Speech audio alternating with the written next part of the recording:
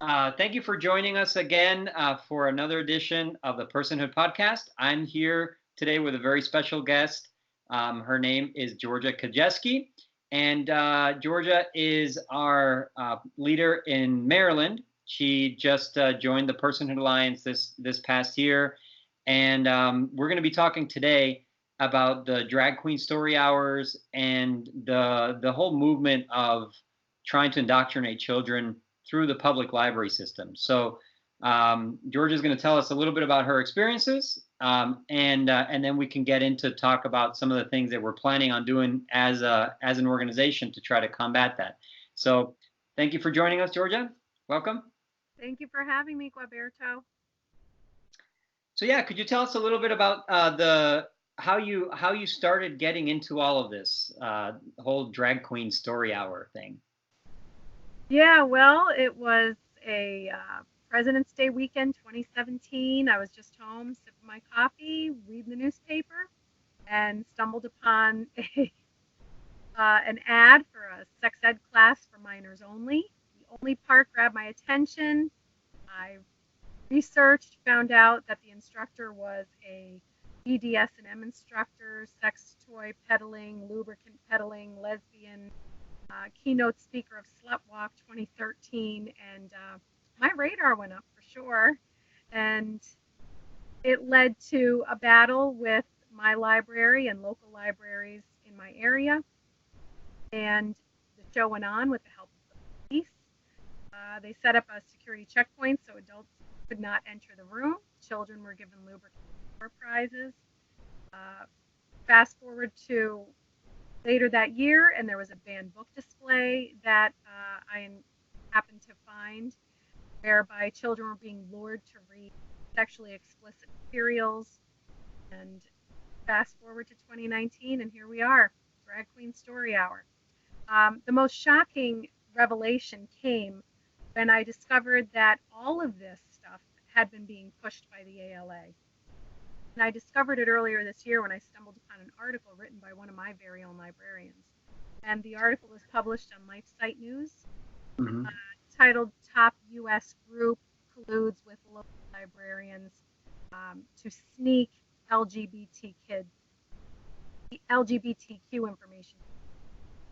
Yeah, and going back to the 2017 when you started, um, it's pretty incredible that they would specifically want to have children alone, away from their parents, right? So like you were saying, the thing that caught your eye was that it was for children only, and so I think that really kind of points to the heart of this attack, and it is to try to pervert children, and at the same time to reduce or attack the parental rights of parents as the principal guardians of our children's innocence, right? Yes, as a matter of fact, that was one of the things that was pretty shocking was there was no consent. There was no consent forms. There was no parental, guidance, nothing. And the pressure inevitably forced the library and the group hosting uh, the instructor to force a consent form. Right. And I should say you don't live in San Francisco, right? You're in a fairly conservative county in Maryland, right? And that actually, the article that I found actually explained to librarians nationwide how to get this information into small rural conservative communities like mine. I happen to be the only red county in Maryland. And so this definitely is a push to soften the views of the LGBT behavior in my conservative, small rural conservative community. Right. Right. And it's mostly a Republican controlled local government, right? Yes. And you actually first, when you were confronted with this, you went to the library first, and then you went to the government, right? How were those interactions for you? They were actually quite hostile. I was surprised to see. They were very resistant to the concern of the tax-paying citizen and parents just who library, and seems to me, they were more for freedom of speech as opposed to the safety of children. They did not seem to see the necessity for providing measures that would, ensure the safety of children in our public square. Right. And I'm an attorney, and one of the things that is a legitimate limit upon freedom of speech is concern for children, because freedom of speech presupposes a freedom of choice, and a lot of children, as we all know, they're not, you can't get married if you're 10 years old.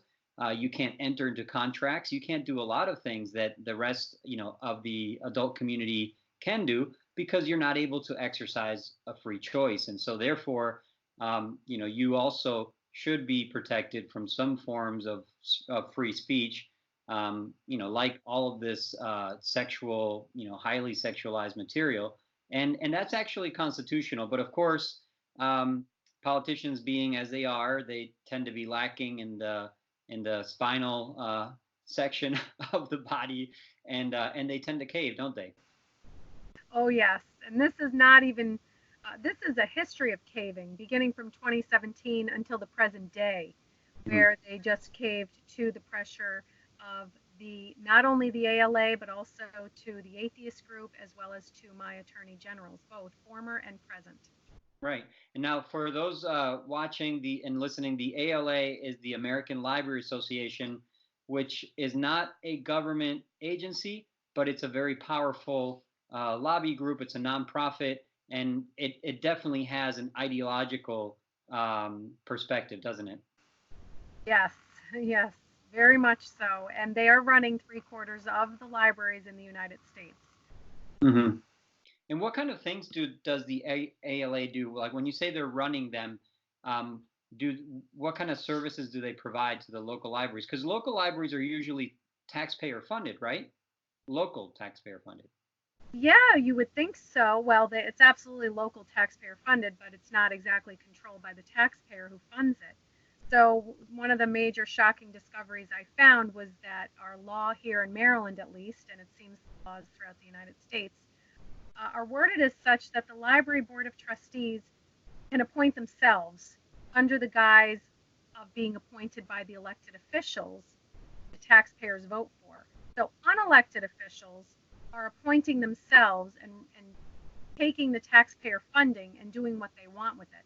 For example, you won't find a book against sexuality or the health hazards of homosexuality, but you'll find a plethora of books on the shelves that are promoting it as though it were something very safe and, you know, harmless activity for children to participate Right. in. And And this is programming.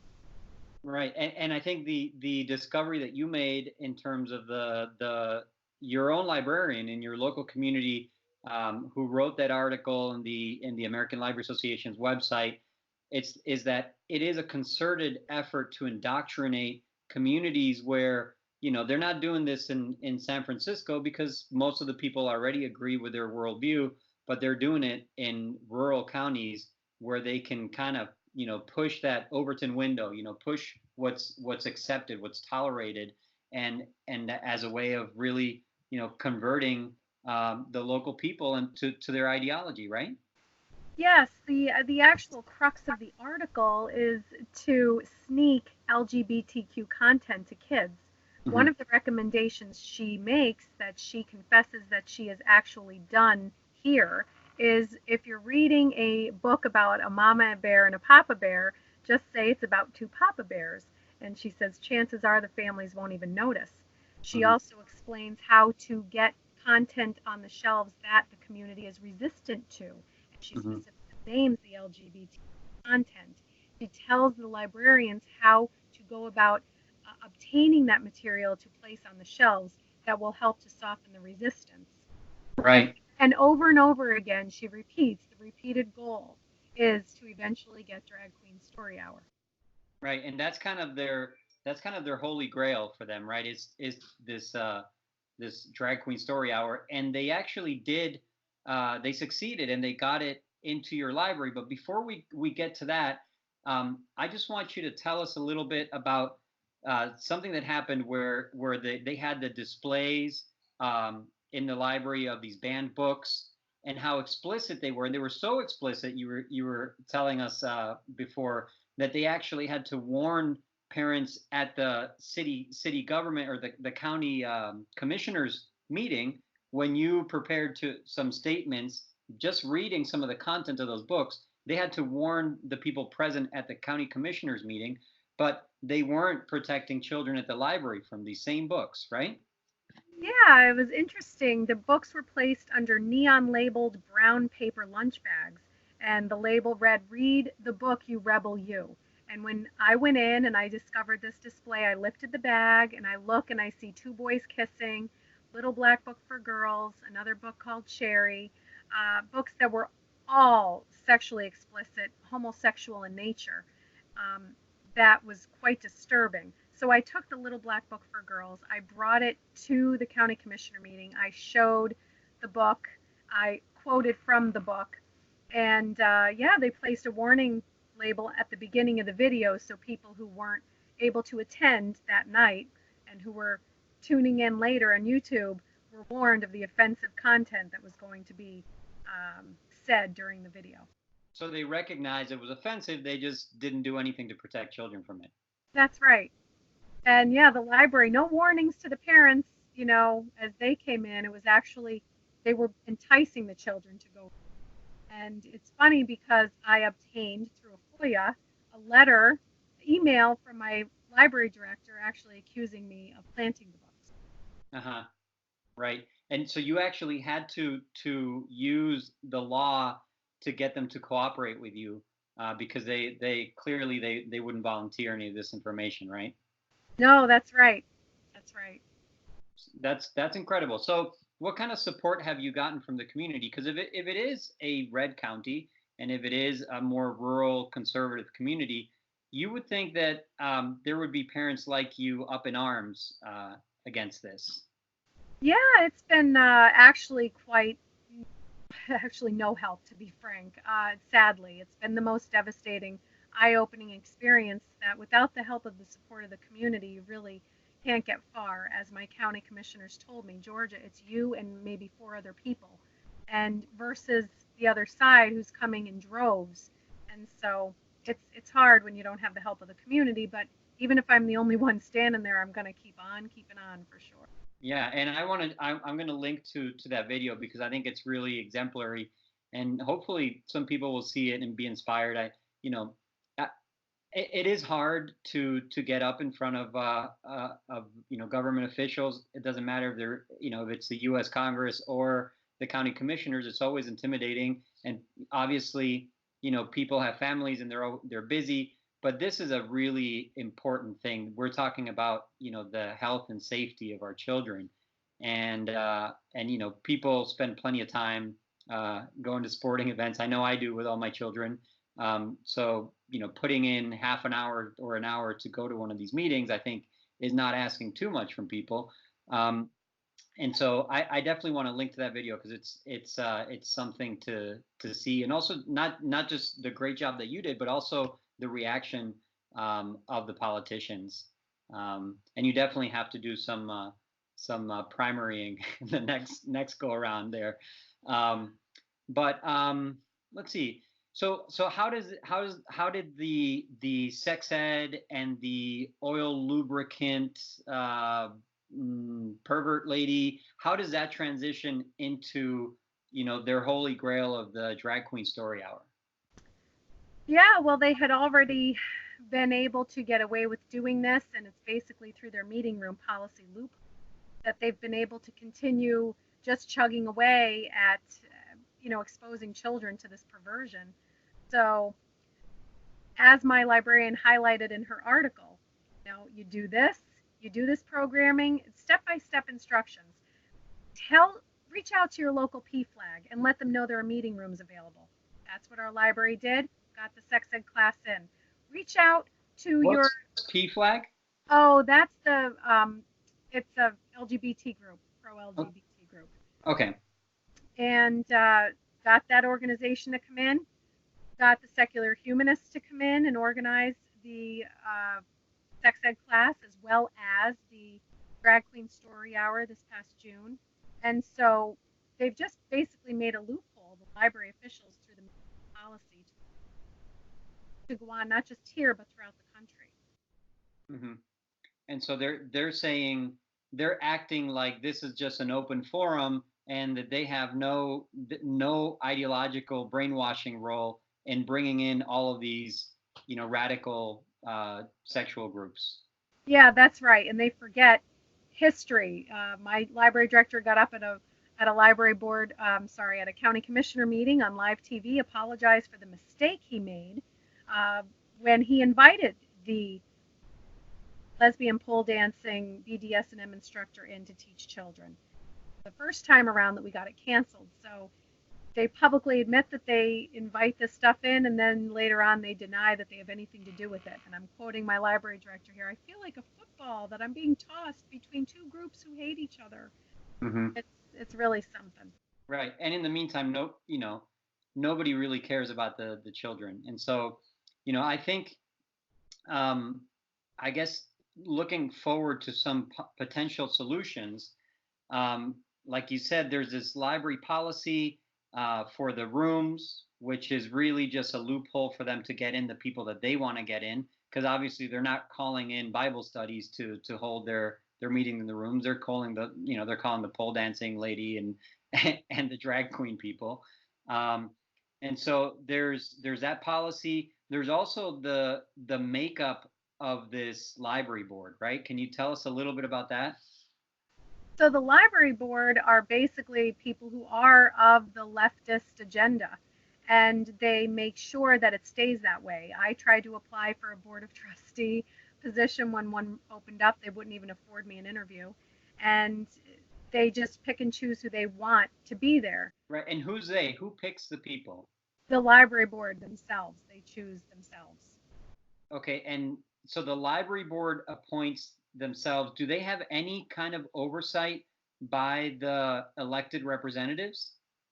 No, they're supposed to, in the sense that, you know, the elected officials are really supposed to have the oversight of the unelected official board of trustees. But the law here in Maryland is worded in such a way that the library board of trustees are permitted to appoint themselves, which is really unheard of. Here in my county, I have 36 commissions, and 35 are actually appointed by the elected officials. Mm-hmm. They choose who fills the open seats of their boards. And the only one who doesn't have to do that is the library. And I find that to be quite scandalous. And Mm-hmm. I got this. I got this to the state level, tried to change that law, but my GOP officials, spineless, uh, they backed away when they felt the heat of the ALA and the LGBTQ mob. Yeah. And the ACLU and the regular bullies out there. Yes. The ones who like to complain a lot about bullying are usually the first bullies out there. Yeah. So, one thing that immediately comes to mind when I think of, the Personhood Alliance uh, is usually seen, and personhood is usually seen as something pertaining to the unborn, right, and to the care of prenatal life. And a lot of times we're accused of caring only for children until they're born, right? We're pro-birth, we're not pro-life, and all this stuff. But clearly that's wrong. Clearly we want to protect the image and likeness of God in all innocent human beings. And of course, that involves children, and it involves their education and the protection of their innocence. And so I think this is a personhood issue. We have a couple articles dealing with that question, and we're going to link to it on the description of this podcast. But it's something that I think we really need to do, and maybe it takes a little courage on the part of pro-life groups to get involved in this, just like it takes a little courage on the part of the GOP officials who supposedly are pro-family to get involved in this. But really, I think we've been ceding ground and just really not for the most part, not putting up a fight in this, and the opposition has just, taken it completely. And what they're doing is they're indoctrinating our children so that, no matter what we do at home, they're going to be exposed to these things, and they're gonna get, they're going to get our children and indoctrinate them.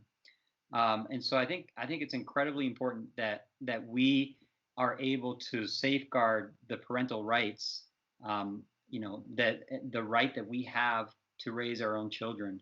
And it's something that's clearly under attack in this, in this whole drag queen story hour experiment. And sadly, I was there at the vigil, the prayer vigil that you held outside the library when they did the drag queen story hour, and it was really sad and shocking to see parents bringing in children that could barely walk to to be told stories that were completely age inappropriate and would confuse even an adult, never mind a child, um, by these women that were, well, they were men dressed as grotesque versions of a woman. um, and so, there, I think we have to do something. And we are working right now with a couple legislators. Unfortunately, we haven't been able to find a brave one in Maryland, but hopefully, if other states are able to take the lead, then Maryland, somebody in Maryland will rise up to the occasion. But the way we think that this can be tackled from a legal point of view is to, again, to return the oversight and the control of what is offensive to children to the parents. And so right now we have some proposals going out to different legislators around the country, that would create parental oversight boards so that they can determine what is offensive and obscene to children. And I should say the constitutional standard for that, even though it's really, I think it's way too liberal and too lenient, it still recognizes that the definition of what's obscene, what's harmful to minors, is something that has to be made at the local level. And so, this is why we see the ALA coming in and trying to influence the libraries and infiltrate them, because they know that these decisions get made at the local level. So if they can get it in at the local level, then they've won, because we know they've won the national level. We know corporations are in their pockets. We know, most of the national interests are in their pocket, but these standards are set at the local level. And so we need, people like you, Georgia, and eventually we also need some support from the legislators who enable and empower parents like you and like others watching the podcast to go in and say, no, we don't think that, I'm not even going to say the things that came to mind, but the things that we can all think of that are completely obscene and horrendous, that some people think children should be exposed to. We don't think that those things are appropriate. And so the reason I think this is a good strategy of actually putting parents in control is that we wouldn't really be dictating the actual content of what is obscene and what is not obscene, but we would be putting it in the hands of the people that are most likely to actually be concerned for the welfare of children. Of course, it's not a guarantee, and as we saw, we had plenty of messed up parents bringing their kids and exposing them to this thing. But I think in most communities, you're going to have a majority of parents that would say, yeah, I don't want my kids exposed to that. Oh, yes, that sounds like a fantastic way to go about this. Especially, I was on the ALA Facebook page the other day, and somebody had brought to the attention on the page that I think the percentage was 70% of taxpaying citizens are not going to want to vote to fund their library.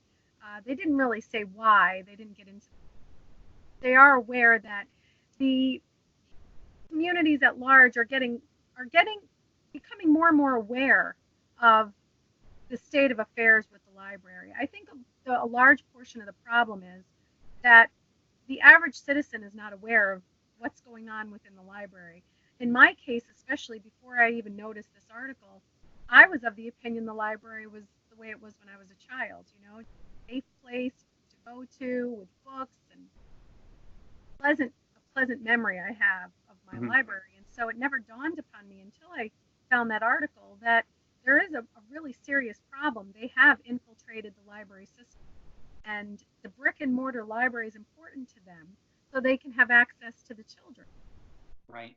Yeah. And I mean, going back to your first experience with that sex ed for children only, um, that is just shocking. I find it really funny that it seems like they've made the library unsafe and unwelcoming for people like you and like me, and it seems like you have brought the library home because you you have a veritable library right behind you.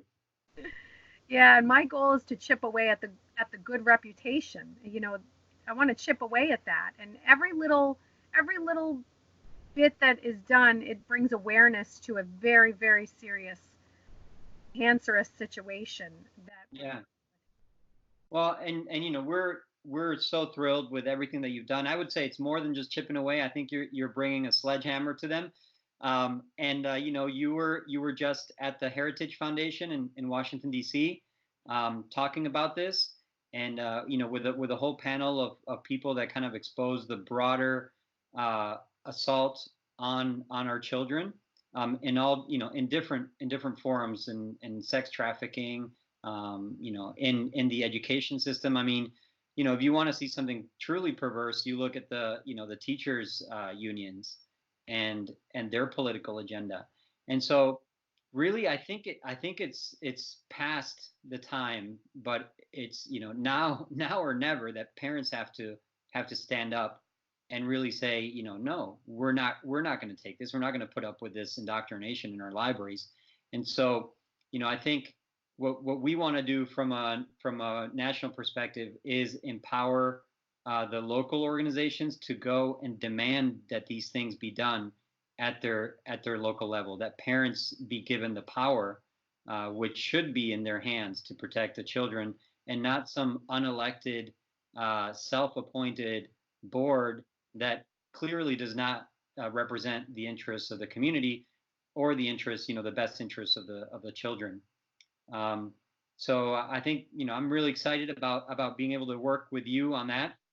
And yeah, I mean, it's every time you look around the corner, you find new assaults on human dignity, and this one is particularly problematic just because of the fact that it's going, it's trying to cleave a wedge between parents and their children. Yeah, the drag queen story hour that came to my library, it was discovered that the drag queen that came, the crossdresser, was running a illegal business of prostitution business from media, and it explained why they kept his name um, from the public prior to the event. Right. And I should say, this whole drag queen story hour phenomena, which is happening around the country, it there have been several cases where sex offenders and child predators are the ones doing these drag queen story hours. So children are being exposed in taxpayer funded forums to predators. I mean, how twisted is that? And when you bring this information to legislators, what do they do? Uh, Nothing. I mean, you had a guy who was running a male prostitution escort, I guess is what they call it, business, and he is an expert. He's supposed to teach children about gender and sexuality. I mean, that is insane. Yes, and the even more insane thing is that after I produced a 45-page report on this particular crossdresser, just a few weeks later, they being the GOP, decided to fund security for the next future drag queen story hour that comes to my library. Right, right. Because I remember when we came and held our prayer vigil, we had crime tape all around us, as if we were the ones committing a crime by praying. And we were praying for the children, of course, but also for those people involved in that lifestyle that do need to be rescued from it, because they are harming themselves. And so there's someone I'd like to mention. There was a gentleman that actually went in, and to me, he's a hero. He went into the library in a peaceful, completely nonviolent way to warn parents, and to ask them to remove their children from there, right, from the harm of being exposed to this. And he was arrested, right? Yes, that was my friend who organized the other prayer event, prior to mine, and he went in and it was a very confusing situation. They had said it was open to the public. He obtained a ticket to go, and when he tried to go in with his ticket, they told him, "No, you can't come in." They privatized it at the last minute, and he just decided to go in and warn the children. He went in and he was warning the kids, "Don't believe men in dresses telling you lies." And the next thing you know, he's slapped in cuffs, he's sent to jail, he is fined, and he's also subjected to 3 years of probation. Meanwhile, Incredible. the child sex grooming cross-dresser is roaming scot-free. Right. And using taxpayer facilities to access children, um, protected by the police from the scary rosary wielding prayer warriors. Yeah. Incredible. Yeah. So I don't know what other angles are there to this story, because there's so many things to discuss here. Um, we've talked a little bit about the libraries, the role of the ALA, and we did do a petition for that. Along with LifeSite News, we exposed some of that, and gathered a lot of signatures. We took those petition signatures and went to the headquarters of the ALA in DC. I guess they're based in Chicago, but they have a lobbying, because it's a pretty nice building, and they clearly have a huge budget. Um, and so, this nice glass building that we went to, and presented the information to them, told them, our discontent with what was happening. Um, and it's interesting though, because nobody seems to have a clear idea of how to tackle this. It's a little bit like what I've seen with pornography, in that I think people are really uncomfortable, and a lot of people, because of the level of sexual immorality in our culture, they think this is a losing issue politically, right? Um, because pornography is everywhere. Most men are either addicted to it or have been addicted to it, and so I think it's almost like this conspiracy, this quiet conspiracy, that gets perpetuated, by in large part by the people who say that they're pro-family, say that they want to fight these things, but they're probably fighting it in their own lives, right? And they don't want to bring it out. They don't want to become a public voice against it.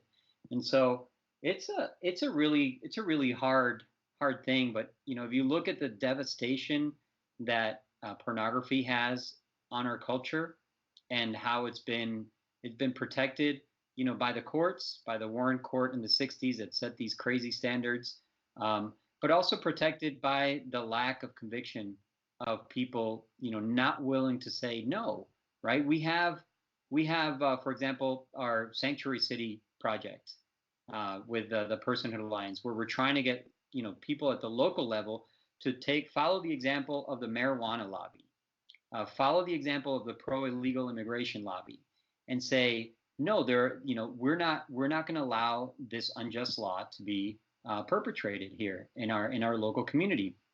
They've done it. I mean, the potheads have done it. The potheads have they've actually gone and resisted federal law, and legalized marijuana.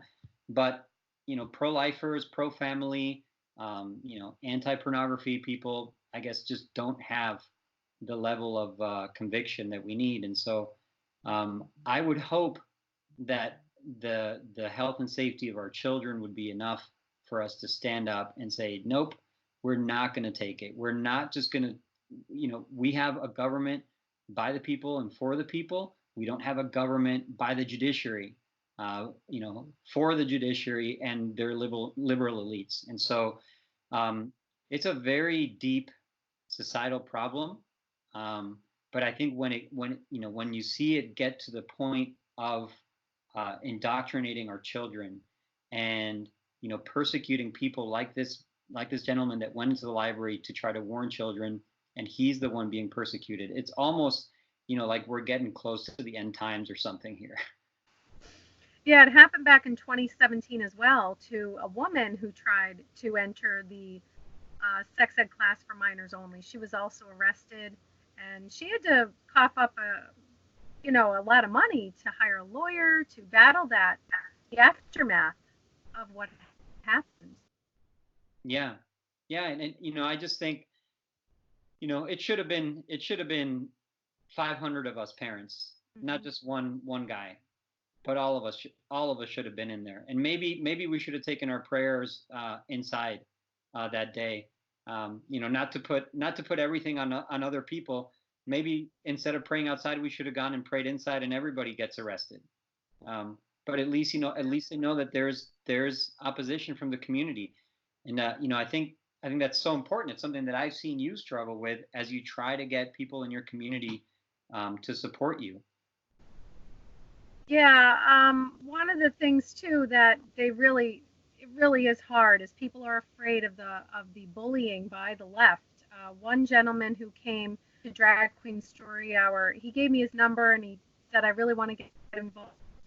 And then when it came time to come to a county meeting, he told me, I just can't do it. There's no protection like me from losing my job or from being harassed. And, a man who is in fear. So I asked him to pray for me. Yeah. Well, I think it's time to take the gloves off. And obviously, we have to do it as Christians. We don't, we can't be unjust, and we don't want to do things like accost people at their homes or at restaurants like the left likes to do with our politicians. But come on, we have to be a little bit more forceful. I think if we don't, we're just going to get run over because the opposition is truly diabolical, and they have no problem with persecution. It's coming. I mean, obviously, your friend is already being persecuted, and when it comes down to it, I think a lot of people, if their own children were involved, they would have done the same thing that this man did.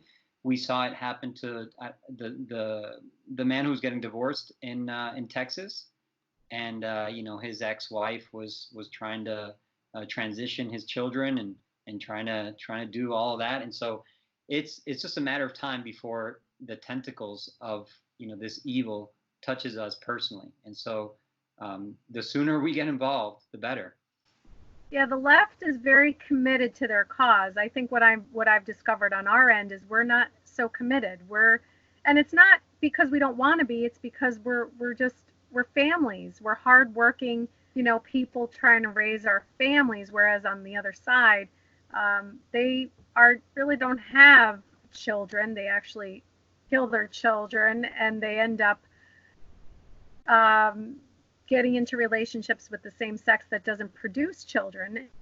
And so you have people with a whole lot of time on their hands and a whole lot of money behind them, helping them along the way. And that's a great struggle for someone like me who definitely does not have the means in any way financially to battle. Just a few weeks ago, I had a car pull up in front of my house. People that looked as though they were from that group casing my neighborhood, and actually pulled over and spoke to me and said, yeah, we're looking for a house and we'd preferably like one right across the street from you, to basically intimidate me and try to stop me as I'm walking with my dog. Kind of scary looking, so I just kept on walking. But this is what we're facing by standing up to this. Right. Yeah, and it's true. It happens. It certainly happens. But as Christians, we've been warned. Jesus himself told us that we would be persecuted, and if we do His will, and if we're brave, and we do speak for the voiceless, that this is going to happen. It's always happened to Christians, and it's kind of the leaven for a just society.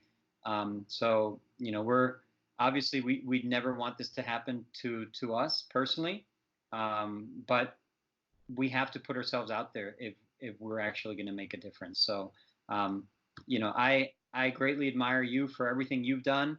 I think you have done a lot. You've been an inspiration to a lot of people. You've raised awareness, which I think is critical, because most people don't even know that this is happening. But it's definitely time for action. And so from the Personhood Alliance, I'd like to make a call to everybody who's watching this to please get in touch with us and coordinate with us. Whether you're in Maryland or you're in any of the other states, we now have 25 different state affiliates, but we're looking to have more. And we need to reach out to our legislators. A lot of our legislators don't know that they can do anything, because it is pretty bureaucratic. And as we know with the libraries, they try to retain as much control and shroud it all in as much paperwork as possible to be able to do these things secretly. But it's up to them as our representatives to actually do something about it. So please do contact us. Visit our website. We're going to link to the website, to a bunch of articles on this. And again, I just want to thank you, Georgia, for your time and for everything you've done. And we're going to keep people posted, because good things are going to come out of this. Thank you for all you're doing, Gualberto. I appreciate your support immensely. Thank you. All right. Well, God bless you. God bless everybody watching. And we will be with you in a night. And we're going to try to do these podcasts at least once a week, and bring interviews with different amazing people like Georgia, so that you can find all the ways that we can get involved as a personhood community. So thank you. God bless you. And we'll be in touch.